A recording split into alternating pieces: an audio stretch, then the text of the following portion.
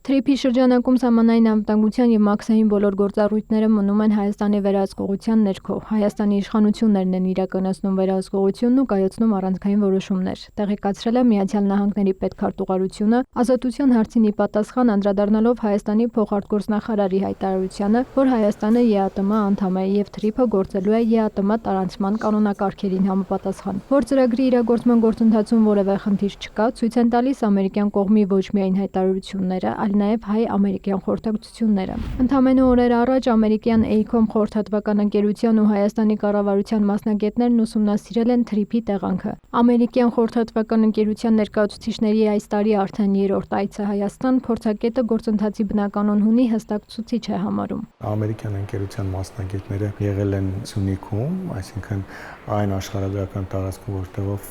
որտեղ իրականացվում է Թրիփ նախագիծը, եւ ամերիկյան կողմի նման ակտիվությունը քաղաքականից բացի նաև տեխնիկական մասով հստակ ցույց է տալիս ամերիկյան կողմի մոտեցումը, հակվածությունը նախագծին, ուրեմն նախագծի անխոչնդոտ ընթացքը անընդհատ ապահովելու եւ դրա շատ արագ կյանքի կոչելու մասով։ Հայաստանում ամերիկյան կողմի աշխատանքները թույլ են տալիս սահմանել Թրիփի կառուցման մոտավոր ժամկետ, ինչի մասին վերջին ճեպազրույցին նշել էր նաև վարչապետ Փաշինյանը։ Կարևորել աշնանն արդեն գետնի վրա առաջին աշխատանքները կիրականացվեն։ Սակայն որքան էլ ծրագիրը իրագործման փուլ է մտնում, տարածաշրջանային երկրների անհանգստությունները չեն լուռում։ Ռուսաստանից բացի Իրանը եւս հայտարարում է, թե անհանգստացած է իր սահմանին մոտ ամերիկյան ներկայությունից։ Թրիփ նախագծի ու հարևան Իրանի մտահոգությունների վերաբերյալ Հայաստանի վարչապետը եւս բանել էր։ Թրիփում որևէ դավադրություն չկա։ Կարծում եմ, այս նույն դիրքորոշումը պետք է շարունակվի, հնարավորինս արագ արձագանքել, եթե արձանագրվեն խնդիրներ, քանի որ ներկայում process-ներն այնքան արագ են ընթանում, գործընթացներն այնքան արագ են ընթանում, որ երբեմն դանդաղ արձագանքը որևէ խնդրի կարող ունենալ հետևանքներ, անգամ Թրիփ նախագծի իրականացման հետ կապված որոշակի տեխնիկական կամ քաղաքական խնդիրներ առաջացնելու տեսքով։ Եթե հայկական կողմը բավականաչափ ուշադիր կերպով, ակնհայտ կերպով հետևի եւ նման խնդիրներ զգալու դեպքում արագ արձագանքի, նույն իրանական կողմից ենթադրենք, եթե ավելի հաճախակի լինեն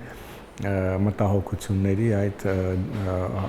արձագանքման արտահայտման դինամիկան, այստեղ միանշանակ միջամտության անհրաժեշտություն լինելու, արագ կոմունիկացնել իրանական կողմը, գուցե այստեղից պատվիրակություն գնա, տեղում բանակցի, նույն ասենք ունենք Ռուսաստանի Դաշնության դեպքում, եթե զգում ենք, որ կրկին